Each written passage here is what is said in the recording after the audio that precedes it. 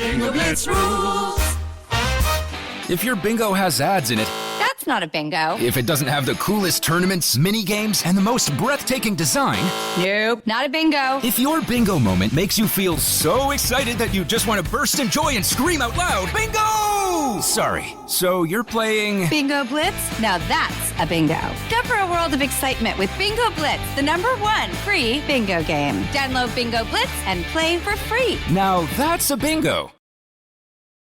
Want to shop Walmart Black Friday deals first? Walmart Plus members get early access to our hottest deals. Join now and get 50% off a 1-year annual membership.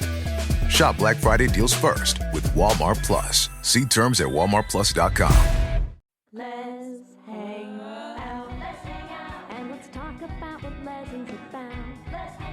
And let's listen to two lesbians shout. Let's hang out.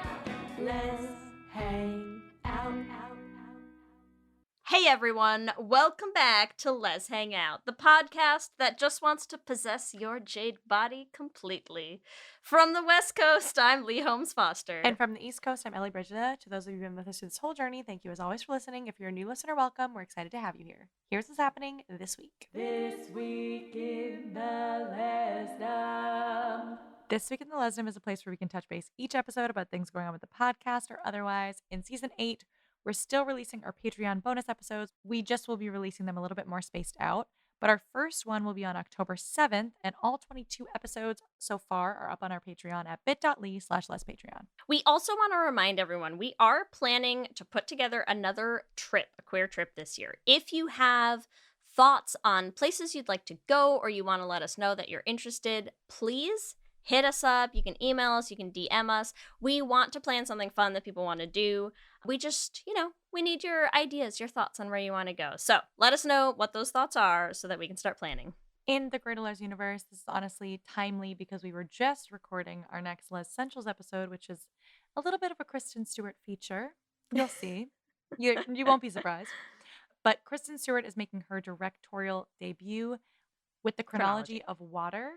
Super exciting. It says it is about sexuality. It is about turning trauma into art. So I feel like it's going to be a good one. It's probably going to be gay because of course it is. Yeah. Yeah. So Hot. Really excited to see what else Kristen Stewart brings us because she's been giving us some good shit. I love that we're in our Kristen Stewart era.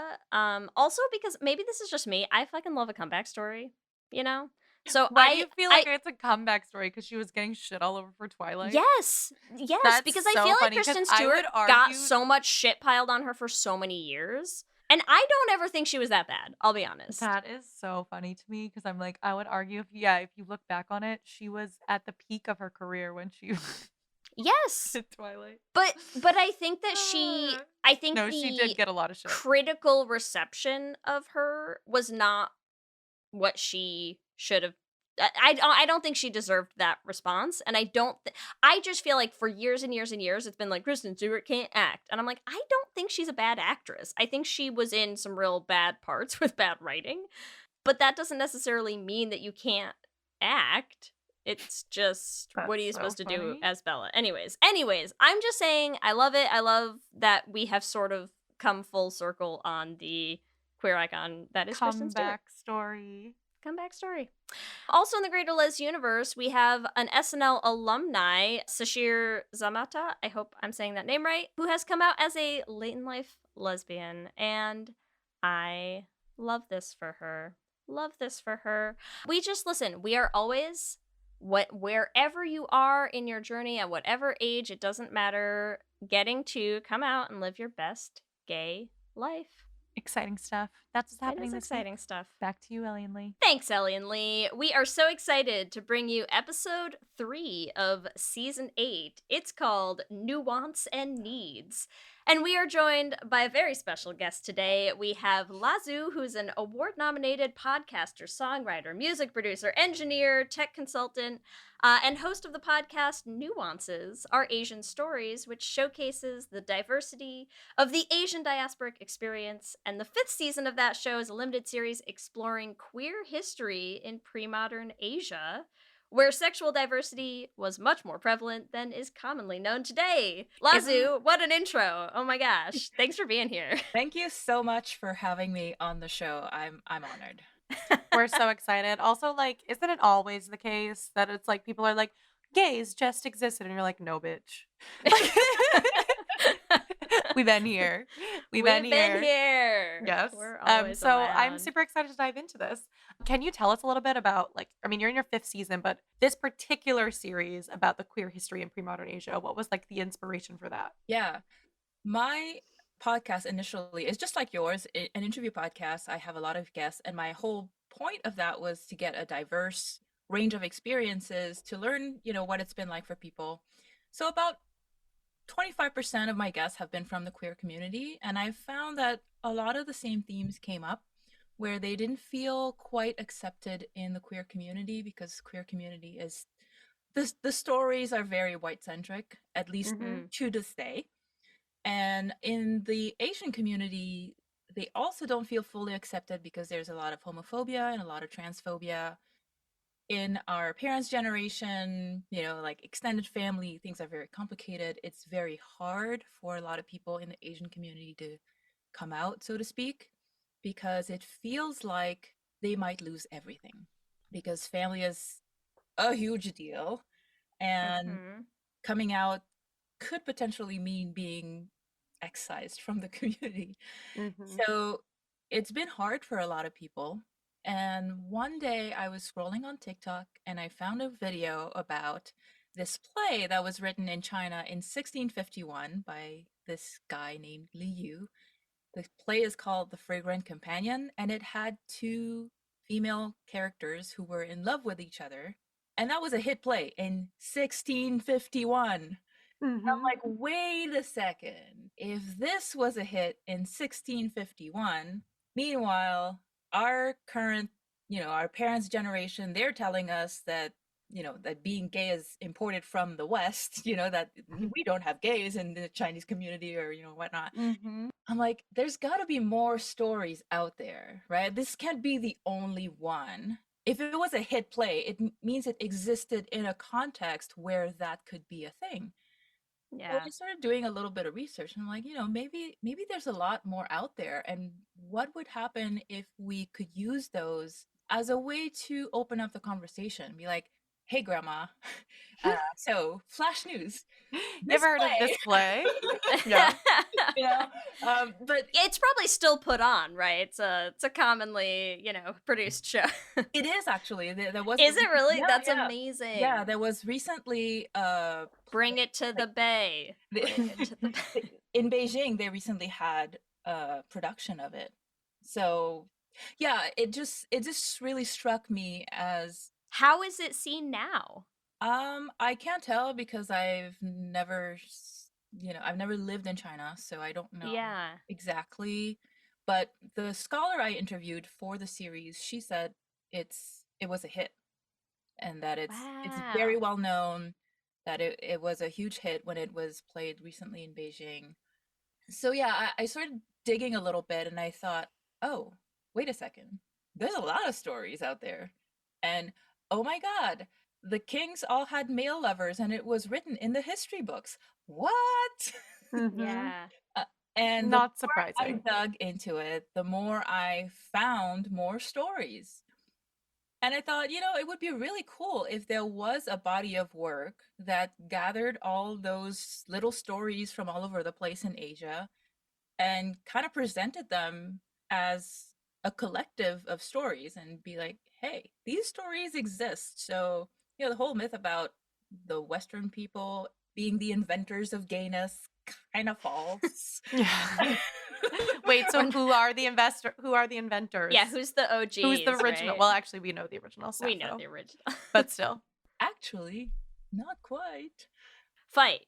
Yeah, no, please tell me. Well, in the last episode 5, called God, Sex, and the Patriarchy, we talk about the Mesopotamian goddess Ishtar, who was invented like thousands of years ago, and she was a bearded goddess of war and fertility. And her priestesses were castrated males And the stories about her have a lot of gender nonconformity. Yeah, so it's been around. Yeah. Sappho is- was old news, Ellie. Get with the You're picture. so right. You're so right. I'm very very Eurocentric with that. It is. I mean, it's funny. It's like because Ellie also co-hosted like a whole podcast series on Sappho as well, and it is funny. Like it's like with most things, I think like there is such a very whitewashed historical view of everything, including gayness, right? Like it nothing really escapes the what do I want to call it? The great colonial whitewashing. lens of Yeah. history. Yeah. It's a little unavoidable. Yeah, so when I had the idea for the series, that was probably in April last year, and I thought, I'll look it up, see has anybody done this in any sort of format, whether it's podcast or blog or anything. I couldn't quite find anything that was focused on Asia Mhm. and specifically pre-modern or early modern. I did find a couple of books that were like history of queerness around the world, and some of those stories do feature in those books. But I thought it would be nice to, for once, have the stories be central as opposed to on the margins of something that is predominantly a white narrative. Yeah. Yes. Yeah. What were some of the things like that you learned that you were like the most surprised by? Oh man, so many. So I'm actually cis and straight, so I learned so much. You really went off like into the Welcome. deep end straight. Yeah. You were like, just- I'm just gonna dip my toe. Oh shit, this is a lot. yeah. One of the first emails I sent out to a professor at Dartmouth College, in my email, I was trying to explain what I'm doing, and I said, it's just nature, and we want to be able to use those stories to start conversations, blah, blah. And she's like, it's not always nature. I'm like, what? Interesting. You're saying, oh, like nature versus nurture. Yeah. So what did she mean by that? So in Japan, in Buddhist monasteries, it is well known that the Buddhist monks had sex with other Buddhist monks and their acolytes, who were typically young teenage boys. Disclaimer, we're not advocating for people to sleep with young teenage boys. This is just something that happened in Japan, okay? Yeah. In a very long time ago. Good disclaimer. So these kids, they were usually about 14, 15 years old. They would go to these monasteries for what I would consider the pre-modern equivalent of a Google internship. Right? So basically they go in and their parents are usually people who are well off. So it's not like anybody gets thrown into this program. You have to be like of a certain echelon in society to even be able to get in. And the goal is that once you're done that, your career is pretty much set for life. You could become a monk, or you could leave and get married and go on to do other things in the government. Who knows? But the interesting thing is, first of all, when you think about transgenerational relationships, there is, at least in the European narrative, this idea that they were abused, that that the younger person had no agency, for example, right? And that the power imbalance was very clear. But in that particular dynamic, it was actually the kid who had the most agency, because all the monks were trying to get the attention of the pretty young boys, and the boys got to choose who they wanted to be with. So it was like if you were, so I asked her if the internship was a good analogy, and she was like, yes, in terms of like you would get more out of the internship than the cheap labor that you're providing. In this case, it was including erotic labor. But she said it's different in that the intern at Google is at the bottom of the corporate ladder. They're like the bottom of the totem pole. But in the monastery, they were actually the top. They were like BTS, and everybody was just like, Just trying to get a fawning taste. all over them, and just That's so funny. so it was a very different dynamic where those teenage boys actually had a lot more agency than what we would have assumed. Yeah. But Yeah. anyway, that was kind of a tangent. It's like- also still problematic though, like in the same way that I don't know, I feel like it's just reminding me of like when you talk about like cases where like teachers sleep with their students, and it's Yeah. like everyone's always like, yeah, if it's a man sleeping with his female like young students, that's gross and predatory. But like if it's a woman sleeping with her young, like what a lucky dude, Get he it, like yeah, get bagged it. a cougar, and you're just like, no, it's still gross. Well, it's also like it They had it's different- power, but it's it's- still bad. but it also is like different cultural contexts. Yes. Like to them it was not. Yeah. Oh, To sure. Yeah. Yeah, so that's why I yeah. have a disclaimer. We're not saying that any of this is okay by today's standards, but in the context that it existed, that was one way that you climb the social ladder, and that was perfectly acceptable in that context. Yeah. But Yes. the part about nature versus nurture is, she said these boys would get into these programs and they would perform erotic labor during the time, which would be typically about 4 years or so that they would be at the monastery. And then a lot of them would leave and go on to marry women and never have sex with men again. And it's not necessarily nature. It was Yeah. something that other people did, that they did too, because other people did it. But that's It's like but it's lesbians. also, It's like college lesbians. yeah, they're all just lugs. What's the Buddhist monk temple version of a lug? You're gay until Yeah, something. I don't know, but yeah, you're I gum. yeah. Gay Yeah. in monastery. Gay in monastery. But you know what I think is interesting about that is it's funny that was the first thing she came up with in terms of like homosexuality, because if you ask me, I'm like, that's almost not It's like sex work. right. Yeah. What do you Which, mean? And I'm like, does that count as like a sexual or like an identity or a sexual that is the other orientation of problem. some sort, Yeah. That is the other problem, which is you can't read these stories with the current modern labels and try to force Yeah. fit those Mhm. on there. And I don't think it's even helpful to try to do that, Yeah. right? I was just researching for the next episode, trying to put it together about colonial laws that were imposed on sexuality. One big one came from the Indian Penal Code from the British.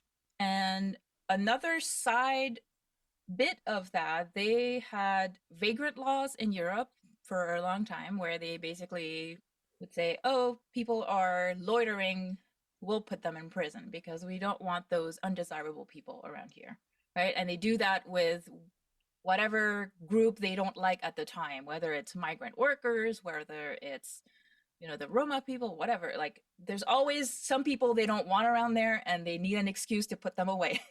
Mhm. And they did that in India as well. And in India, there's a third gender category called Hijra. I don't know if you've heard about it, but Mm-hmm.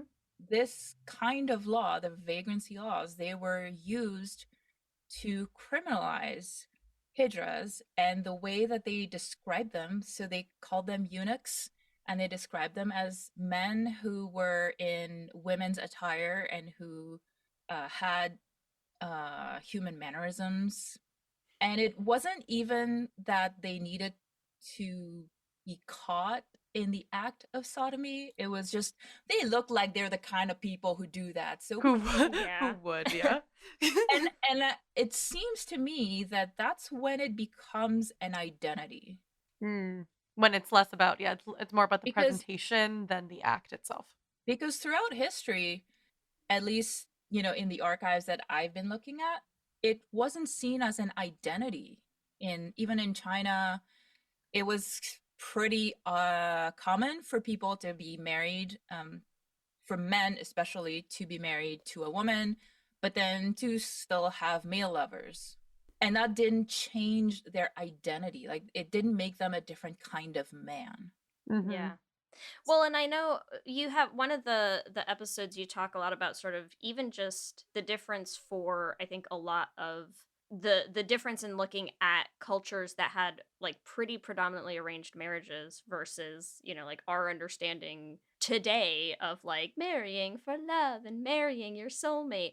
And so it's like, even just the understanding of love and where like attraction and sexuality and like all of those sort of coalesce like was a very different thing in a general sense, right? Yeah, everything was very different in pre-modern times. And also, it's not just that it was different in Asia, it was also different in Europe. I Yeah. did not spend too much time on that in the series just because this is not what it's about. Mm-hmm. But marriage for love, as I said in that episode, didn't come around until I can't remember now, 17th or 18th century, something like that, in Europe, right? And then when they went to Asia and other parts of the world, they were like, no, we have to marry for love. You have to love your wife. You have to love your husband. Don't you know what love is? Let me civilize you. Mm-hmm. So yeah, it's This is just a random question, but what are your thoughts on arranged marriages versus love marriages? Like personally, even today. I don't think I'm the right person to ask Why do you say that? because I did not grow up in a culture where that is still practiced. Mm-hmm. And I don't think that I have, because of that, I don't think I have enough nuanced understanding of the dynamics at play. I Yeah. think I know that several generations, like, my aunts or my grandparents, some of them had arranged marriages and they had, as far as I can tell, happy marriages. That is never something that I've ever wanted for myself. But I know I don't remember if I said this in my episode, but I know friends who were completely okay with that. Yeah. And honestly, Yeah. who cares? Like, if that's what you want and you're fine with that and your family's fine with that, good for you. Like, who am I to say what my opinion is of that? Yeah.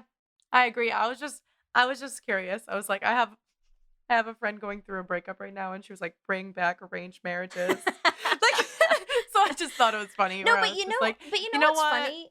I think we've gone a little too far with this love thing.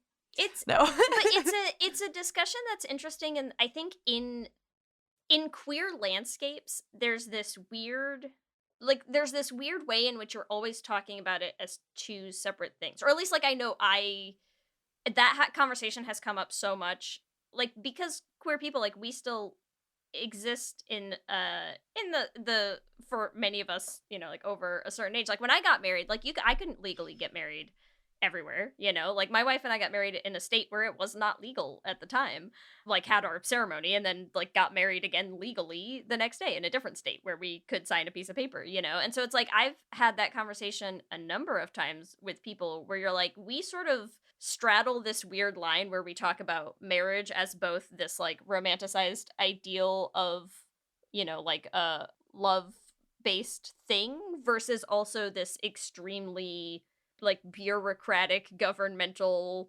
like tax benefit sort of merging of your household situation. And it's like it's a conversation that still comes up now where I'm like, I've had to we just wrote a musical where we have sort of like a poly triad at the core, and I'm like, I'm trying to explain to my 6-year-old that I'm like, how we've talked about how mommy and mama couldn't always be married to each other, and I'm like, lots of people are in love with more than one person and they still can't get married to Yeah. the people that they love. So it's like it's funny that we act like we have this extremely like, oh, our modern, like love-based vision of marriage, and I'm like, marriage is a piece of paper.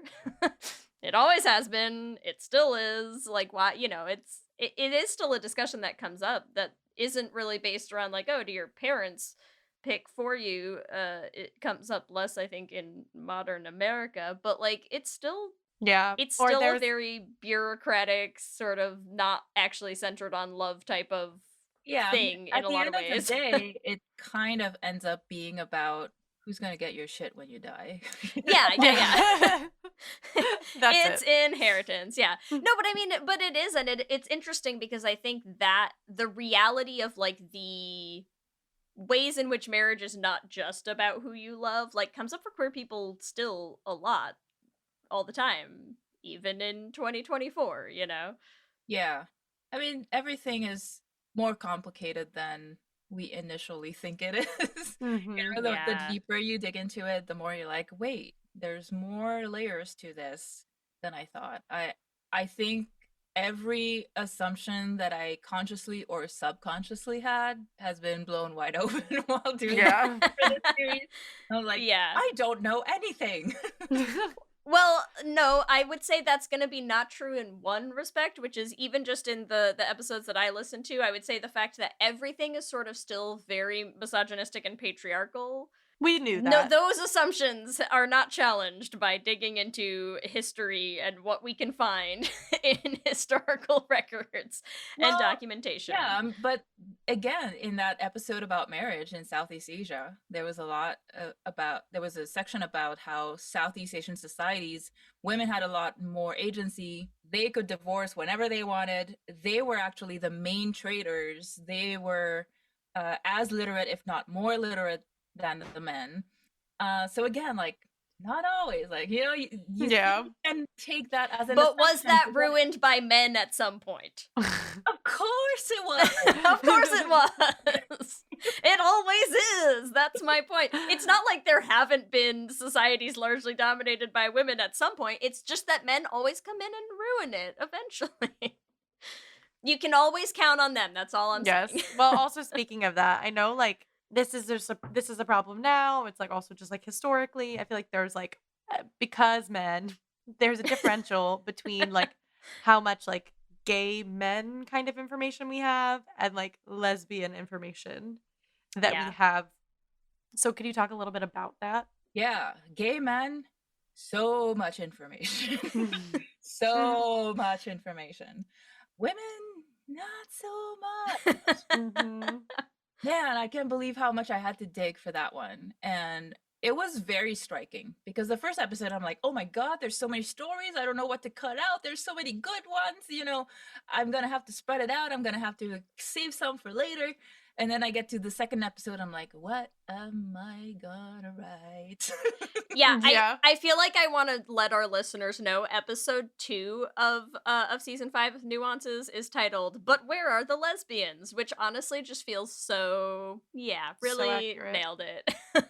Yeah, because again, in a lot of societies, women were not writing and being educated the same way that men were, so they couldn't write about their experiences for themselves. And if you're a man and you're out doing manly things, you probably don't really know what the women are doing behind your back. Yeah. And you're not gonna write Each about other. it. What? Who said that? And they're not, yeah, and the women aren't like writing in their little diaries. But what was Some hilarious of to them me- were, but come on, not Yeah. enough. Not enough of them. Ladies, write your exploits down more, please. Thank you. Okay. But what I thought was hilarious in a way was how when the men did write about it, they didn't seem to be able to conceptualize a scenario in which women just desired each other without any desire for men at all. It was like, of course they're gonna want to marry the same man so they could live together. Hmm. It's not, they never consider the possibility of them just existing without having a man involved. Yeah. But that was very reflective of the time because in Chinese culture specifically, because that's the one that I know the most and where a lot of the stories I talked about came from. And Chinese specifically, marriage is seen as your duty in life, like, carrying on the family name kind of thing. And I think that's true in a lot of other Asian societies where, again, before marriage became a love relationship, it was a consolidation of resources, right? Your family has the farms and my family has, I don't know what else you want, but it's like, yeah, we combine those together and we have rich babies. Right? Yeah. The dream. The dream. So where was I going with this? Yes, it was more like you marry people because you had to. And Yeah. so people couldn't imagine just being the partner of somebody you love outside of the institution of marriage. That did change over time, but I think even though it's hilarious to think that they couldn't like imagine that this is possible, you can sort of see why that happened because of the context in which they existed. Yeah, for sure. I mean, and I know we're like trying also not to contextualize it for now too, but like I think men still center themselves in, Oh, absolutely. it's like Yeah. it's like if a woman is bisexual, like she must love men more than women, like according to men. I would never say that, but But about the episode on lesbians, the thing that was really sad to me was the part about Iran where, in Iran, for rich families, the men and women lived in separate spheres, sort of. They socialized in separate spheres. And because the women were not writing, we don't have anything that they wrote themselves, but there were women travelers from the West who went there and they wrote about those women's spaces, the hammams and all of that. And that was a great opportunity for them to, spill the tea. But they were not doing that at all. They were just dehumanizing these women and yeah. making them out to be even incapable of loving their own husbands. So that was a real bummer, Karens. The ancients, Karens. It's also, that section was really funny to me because I'm literally in the middle of reading Babel by R.F. Kuang right now, and it's like so much of that entire book is sort of premised on this same concept of like, hey, rich white colonizers will always just dehumanize and devalue like the humanity and existence and lives and culture of everybody else on the planet. And so I was listening to that section and I was just like, sounds familiar. Yes. Yeah.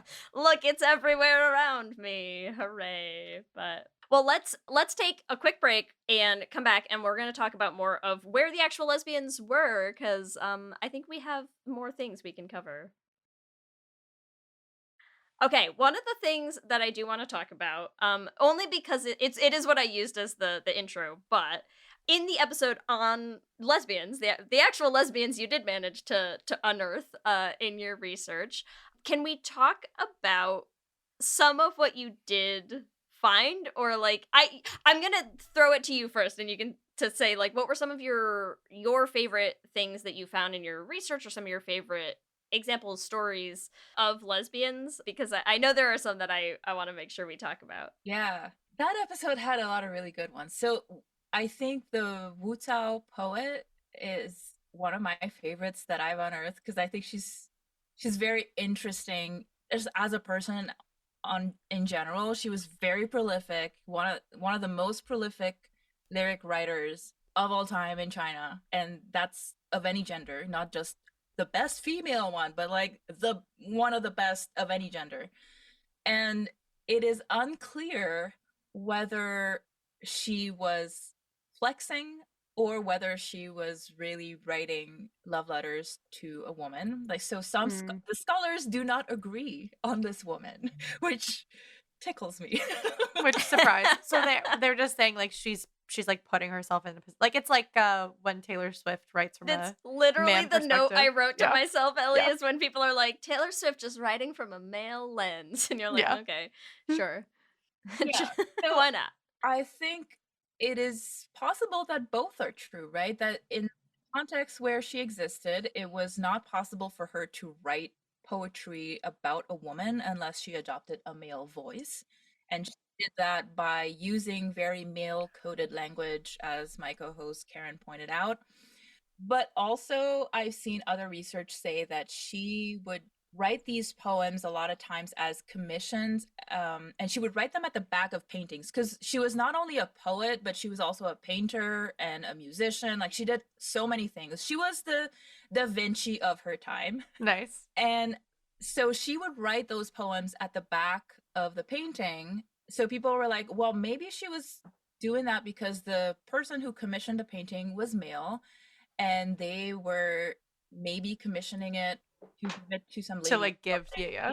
And so maybe she was just doing it because it was, for this person who was male and she was totally straight. And I'm like, I don't know. This episode is sponsored by BetterHelp.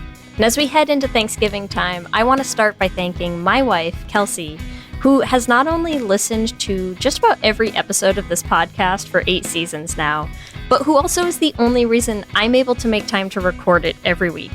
She takes the kids, gets them dinner, and gets them ready for bed just so that Ellie and I can come on and yell about gay things into each other's faces for an hour. So here's a reminder to send some thanks to the people you're grateful for in your life, including yourself.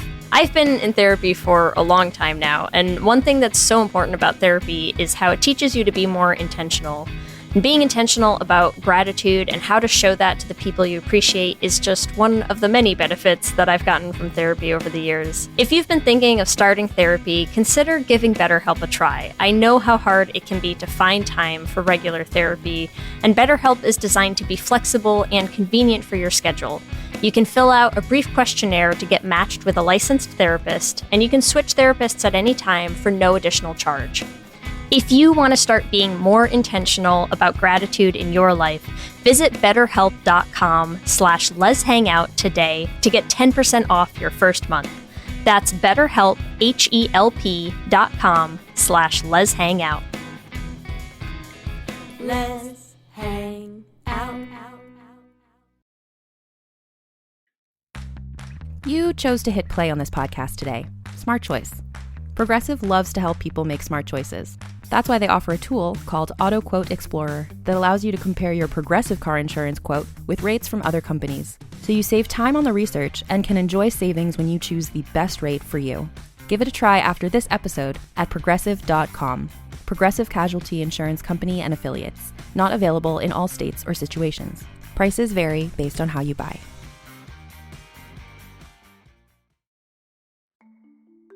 For many businesses, the holiday season can be both an exciting and stressful time. With so many balls in the air, one thing you definitely want to know you can rely on is how you're selling your products. And with Shopify, you can rest easy knowing it's the home of the #1 checkout on the planet. Nobody does selling better than Shopify. And when it comes to successful brands like Aloe, Allbirds, or Skims, an often overlooked secret is all the things that go on behind the scenes that make selling, and for shoppers, buying, simple. For millions of businesses, if you take a peek behind that curtain, you'll see that Shopify is what makes it all possible. Shop Pay boosts conversions up to 50%, so that's more happy customers and way more sales going. It's true all the time, but especially this time of year, your commerce platform better be ready to sell wherever your customers are scrolling or strolling, on the web, in your store, in their feed, and everywhere in between. Businesses that sell more sell on Shopify. Upgrade your business and get the same checkout we use for Realm merch with Shopify.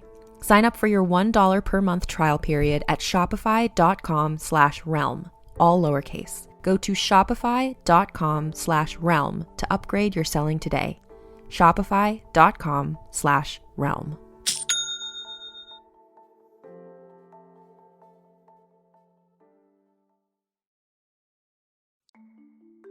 For many businesses, the holiday season can be both an exciting and stressful time. With so many balls in the air, one thing you definitely want to know you can rely on is how you're selling your products. And with Shopify, you can rest easy knowing it's the home of the #1 checkout on the planet.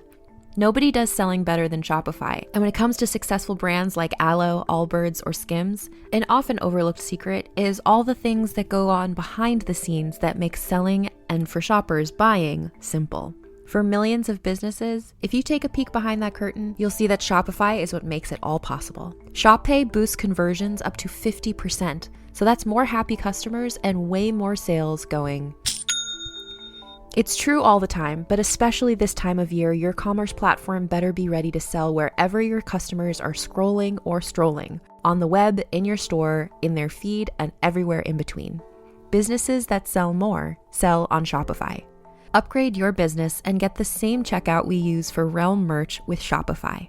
Sign up for your $1 per month trial period at shopify.com/realm, all lowercase. Go to shopify.com/realm to upgrade your selling today. Shopify.com/realm.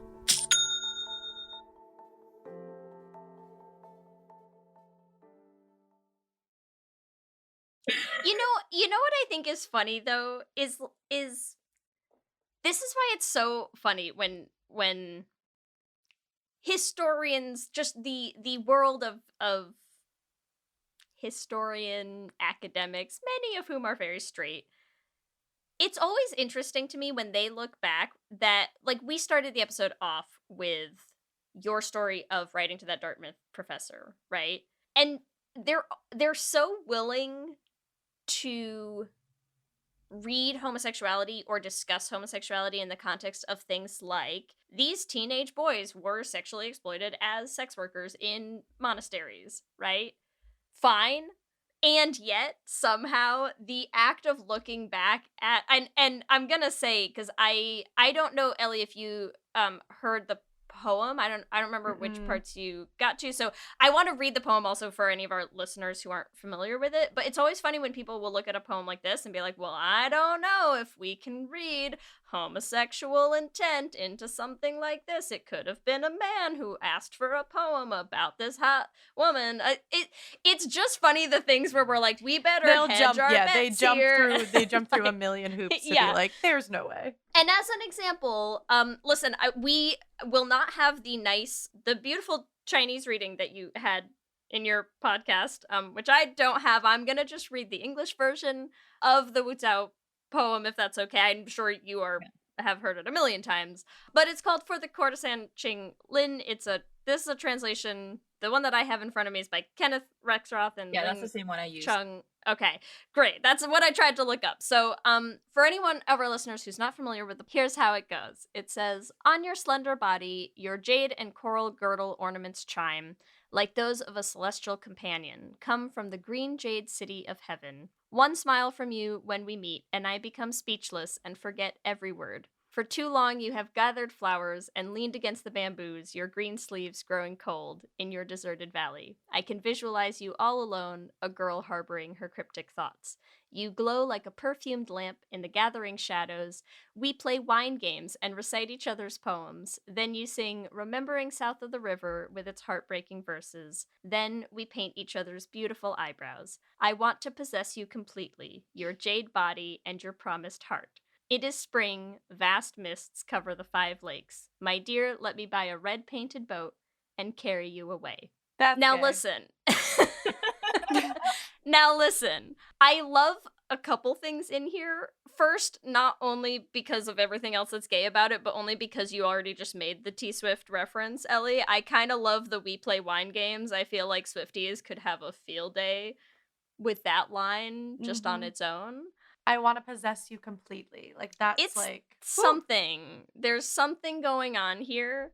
And I just think it's interesting. I just think it's interesting when you have a female poet writing a pretty gay poem. It's pretty gay.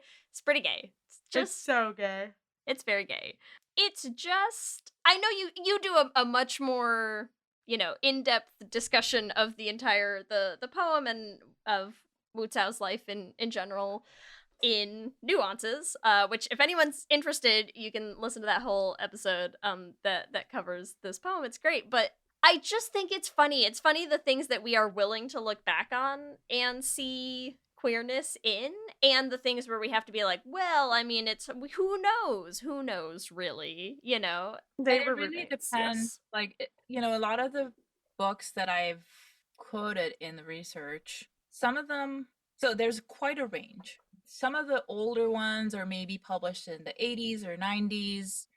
And then there's research that's relatively very new, like in the last 5, 10, 20 years. So when I reached out to the professor at Dartmouth, the reason I reached out to her was she wrote a book about those Buddhist acolytes. And she wrote a book because when she was studying, her professors did exactly what you said earlier, where they're like, oh, they were abusing child, it's like all of that, where they were looking at it from a modern Western lens and saying, these uncivilized people, they were doing it all wrong. But as somebody who grew up in Japan, understood the culture, understood the history, she had a much more nuanced approach to looking at it. So she wrote her book about those kids, and that's why I reached out to her. But so she was saying a lot of Japan's own academic research was pretty much mimicking what the West was doing in modern times. So now I think in a lot of places around the world, people are becoming more aware of this Western bias that has infiltrated, contaminated a lot of research. So I think we're going to see more better research moving forward. But whenever you go back, the further back you go, the more eyebrow rousing the research becomes. Yeah. But you don't have to assign, because we talked about that a little bit. You don't have to assign an identity, right? We can't go back and ask Wu Zhao how she identified herself, what the identities even were and meant to people at that point, But what I think is interesting is just to not even say that, like, she wrote the poem. Like, it's like, okay, she wrote the poem and, like, it's not even the writing of the poem. I think the piece that I have a hard time with is sort of, maybe it's something that you said earlier, Ellie, where you were saying, something more about, like, the actions versus, like, the self-identity piece. And sometimes what's hard for me when you take that historical lens at things is that we treat it like it's clear cut when it comes to, like, sexual acts, or at least we act like it's clear cut when it comes to sexual acts, to be like, well, that's a gay act. Like, you're having sex with those, like, monastery boys, that's gay because look at the gay sex that was involved. Whether or not any of those people identified as homosexual, had were attracted to each other physically or romantically in any real sense, that matters less than the fact that they were having sex with each other. But if you were to look at someone like Wu Zhao, the question that everyone would ask is like, well, but was she into women? Was she sleeping with women? Like, because that would make her a lesbian. Yeah, like, you and have I'm like, to define no, her the by act the of sexual writing this acts poem besides is gayer to me than anything those boys were doing in those monasteries. I'm like, I don't care how much sex they were having with men.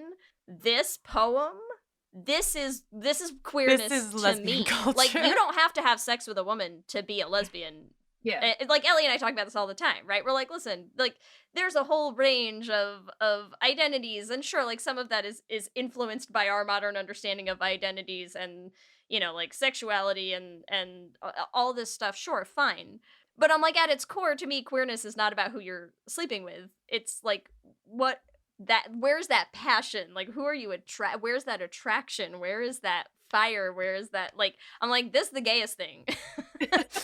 This poem is gayer than gay sex, like, it's, but you don't get that. Like, it's so common. That part of queerness is erased in history all the time, because what we want to focus on is, like, who were they fucking? And I'm like, that matters less, my man, than who they were writing this shit about, like, whose jade body did they want to possess entirely? That's what's gay. If you want to possess somebody's jade body, I would say that's pretty gay. Yeah. It's pretty gay. It doesn't matter who you were sleeping with at the time. It's just that in itself. It's a gay poem. Yeah, and I think partly it's, different times had different vocabularies and different ways that we understood the world too, right? Like, I think in that episode about marriage, we also talked about polyamorous people, and one term that came up was compersion, which is when you're happy that your partner is experiencing happiness with somebody else. Like, that's not a word that most of us know. There are so many little things. Like, I think in Asian cultures, a lot of times homosexuality is very common, and, like, being physically close to women, like, as a woman, feels totally fine to me. Doesn't mean that I'm necessarily sexually attracted to them. Don't know that there's quite an English way to express that without all those words I just said. Yeah. You know what I mean? Like, yeah. So our vocabularies can be limiting. Our language can be limiting. And yeah, I agree with you. Like, if you want to define things in terms of modern gayness, that poem is totally super gay, and and the monk sex is sometimes gay, sometimes not, right? Because maybe Yeah. all of them were doing it just because that was the internship. You know? Yeah, that was Yeah. the Like, job. fine, 4 years from now, I won't care. But some of them clearly did, according to those stories that were in her book. So yeah. Anything else, Lee, that we wanted to talk about the series before we jump into our Q&A? I do want to talk a little bit. Oh God, there's two really quick that I wanted to get to. I don't know if we have time for both, but so maybe I'll let you pick which one we start with, LAZOU, and then we'll see if we have time to talk about them both. One of them is that I know there was a story about the consort of the emperor who was a lesbian or rumored to be a lesbian, or the Golden Orchid Society, which I thought both of those were great. Great historical things to learn about. Okay. There were a couple different consort stories, so I'm not sure which one you're referring to. Was it the Korean one or the Chinese one? Oh gosh. It was one where she was rumored to be a lesbian and kept saying that it was like because he was never around to sleep that was with a them Korean all. one. And So, okay. yes, the deposed crown prince's son, she was married to the crown prince, so the guy who was going to inherit the throne. And the crown prince had another consort that he seemed to like better. He was spending a lot more time with her. So crown prince's son was jealous and she was mad at him. She complained to the king, and the king told the prince, "You got to spend more time with your main wife." And I guess he kind of did, but not to her satisfaction, because she kept complaining, and she also was doing all sorts of things that they did not approve of, including sending food from the palace to her village, sending clothes from the palace to her village, and entertaining people without having prior authorization from the prince. Oh, and then they also arrested her because she slept with one of the slave maids. It is unclear to me whether whether the king was more mad because it was a slave or because it was a woman. That part is not clear to me, but yeah, she was banished from the palace and she was demoted to commoner after that. A queen still in our eyes. Damn. Yeah, Yeah. she was like, because when they deposed her, she was like, "Well, it's not my fault, dude. You're not satisfying me." So Honestly, iconic behavior. Yes. Well, tell us a I little bit just- about the Golden Orchid Society before we yes, wrap. basically gay commune. They Great. were Love. small, like 5 to 6 people typically, and they would be women who pooled their resources together. They lived together, and it was kind of a sworn sisterhood situation. They would be their own support system. Some of them would be married to men, but they would only go to their husbands once in a while. Some of them would marry each other. There was a ceremony that they could marry each other. They could adopt kids. Their kids could inherit from both mothers, and their whole family would come and celebrate with them. They were really badass. But I think one part that I didn't get to put in the second episode, but I did put it in the fourth episode, was so because in China, your duty in life was to get married and have kids. At some point, there was also a gender imbalance where there were more men than women, so there were not enough women. So the government was trying to force every woman to get married. And the coolest solution to that was some women decided, well, I can marry a dead man. It's still a man. So there would be these marriages that would be arranged with the family of a guy who died, who had never been married before. And whenever one of these ghosts would come up, a bunch of ladies would be fighting for it. That's so funny. Well, because it's basically just like their inheritance without having to deal with that Yeah. man. Yeah, Right? yeah. Yeah. Which honestly, That's that is so such funny. a gay move, right? Yeah. I love it. That is like definitely in my top stories that I found. I'm like, this is genius. Like, no, my dead listen, husband, please. I want you to know that I didn't choose it as our thing, but in our notes of like topics we wanted to get to, it's the only one I wrote in all caps is marrying Marrying ghosts. Like I just find that so incredible. I was like, great problem solving, ladies. Great problem solving. That's so funny. I have to, there were, and I know you said this at one point in one of the episodes, is like why aren't more people making movies of like some of this stuff? Like Ellie and I have done 2 queer musicals at this point, and I'm like, if I didn't feel like it was, again, not the place for like 2 modern day white women to like take the lead on telling these stories, I'm like, oh my god, that would be our next musical for sure. Is Just like this, just the dead men marrying dead men. marrying ghosts, or like the Golden Orchid Emperor's Society? Yeah, consort, like, you know, being like, I'm sorry, you're just like not pleasing us enough, so like I'ma fuck all these women. Yeah. Like I'm like, those are, if you it's so wanted to do badass. those stories, I'm sure you could find, people from the community to join your Oh team. yeah, Yeah. absolutely. Yeah. It's just not in our current team configuration would that work. We'd have to bring someone in who could. Yeah. But it's, You know. they're definitely like full of drama. They're so Yeah, good. there were They're so many great good. stories. I was blown away by just how many stories I found, and there's still so many that I don't think I'll be able to fit in. Yeah, there's so much out there, and that's why So I'm like, amazing. people need to know about these stories because there's really cool white gay stories too, but there's also cool stories outside. Oh yeah. And Some of where can people remind people like how they can listen? Yes, go to nuancespod.com or find Nuances Are Asian Stories anywhere you listen. Awesome. All right, we're gonna head into our Q and Gay. Are you ready? Q and gay. All right. Question number 1: would you prefer A, an arranged marriage, or B, a love marriage? I love marriage. Okay, question 2. Who would you rather marry out of A, a man, B, a woman, C, nobody, or D, a ghost? I personally picked a man, but all of those are great options. A valid answer. Yes. All right. Question number 3: would you have joined the Golden Orchid Society? A, yes, or B, no? Possibly. How do we bring it In back? another life. In another life. How do we No, bring it back? The coolest thing is that the Golden Orchid Societies existed in a very limited area in China, and that's actually the same province that my family came from. So I thought that was super cool. That's so cool. That's why I'm saying possibly. Yeah, you could have. Possibly. Yes. Yes. Okay, question 4, a tough question. What is the gayest line in For the Courtesan Chinglin? A, you glow like a perfumed lamp. B, painting each other's eyebrows. C, I want to possess your jade body. Or D, the red painted boat. Definitely the jade body, in my opinion. But Yeah. That really stuck. That stuck with me. yeah. That stuck. Yeah. All right. Question number 5: who is the OG lesbian? A, Ishtar, or B, Sappho? I'm gonna go with Ishtar.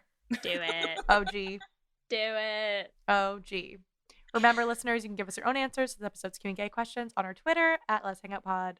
LAZOU, thank you so much for hanging out with us and like sharing all this information. This is just like, we love it. Thank you so much for Where inviting can me. people find, I know you just told us where to find the podcast. Where can they find you or the show on social medias as well? Yes, I'm at It's LAZOU, LAZOU, on pretty much all the socials. I'm not on X anymore because it sucks. And if you want to join my Substack, I'm at lazoo.substack.com. Again, LAZOU.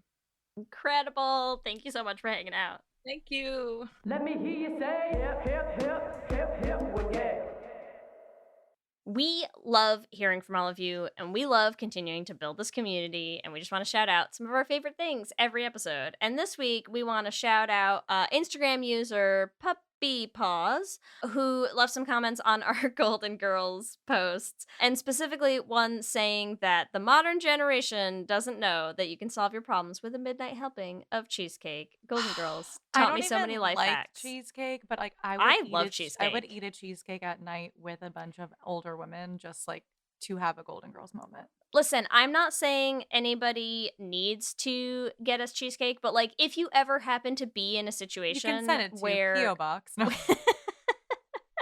please don't mail me cheesecake. please don't. I'm just saying, like, say we plan our next trip and we're out like somewhere fun in Europe or whatever, and you want to make my night cheesecake. You know where my top actually way to eat cheesecake is? You ever had cheesecake with like a lemon curd on top? I have not.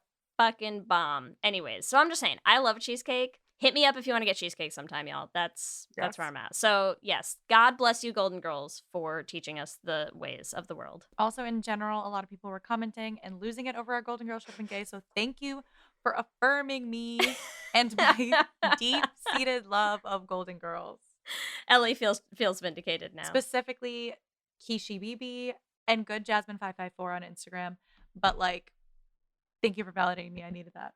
We, as always, want to thank our Lesbian Jesus patrons, Mark Foster, Lizette Stye, Adi Benitez, Sophia Phillips, and Armani Gucci, and our King Princess patrons, Amy and Ellen, and Andrea Doucette. Thank you all so much. We could not keep making this show without you and the support of all of our patrons. Remember, you can also find us on all the social medias, Instagram, Facebook, Twitter, TikTok, at Let's Hang Out Pod. You can email us at letshangoutpod@gmail.com. You can check out our website at letshangoutpod.com. Whatever app you use to listen to podcasts, make sure that you subscribe. That way you'll get new episodes as soon as they go up every week. We're also posting videos on our YouTube channel, so make sure you subscribe at youtube.com/letshangoutpod to catch them.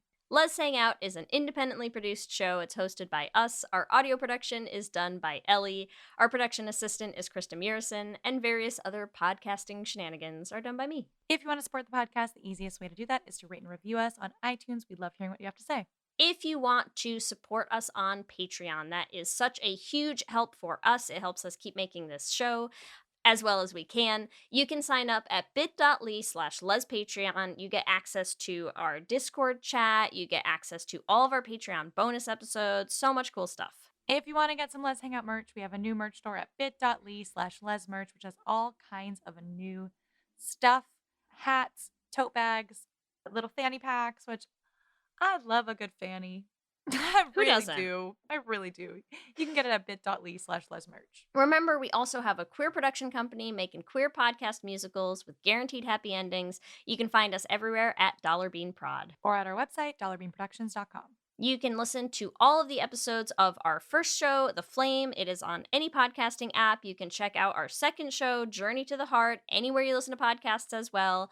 And who knows what we'll make next. And if you want to help support us in making more musicals, you can join our Patreon at bit.ly/dollarbeanpatreon. If you want to follow us individually, you can find me on Instagram, Twitter, and TikTok at LSH Foster. You can find me on Instagram, Twitter, and TikTok at Ellie Brigida. With that, I'm Ellie. And I'm Lee. And let's hang out again soon. Let's hang out.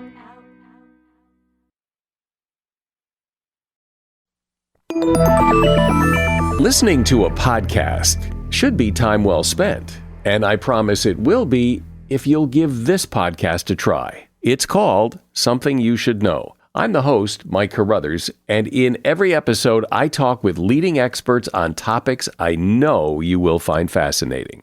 From why people can't keep secrets, what your favorite music says about you, why your pet acts in strange ways, and so much more.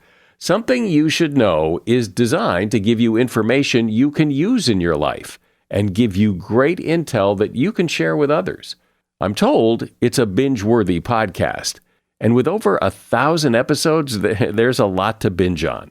Something You Should Know has been ranked in the top of the Apple Podcast charts consistently for a long time. I know you're going to like this. I just need to get you to try it. Something You Should Know. It's available wherever you listen to podcasts.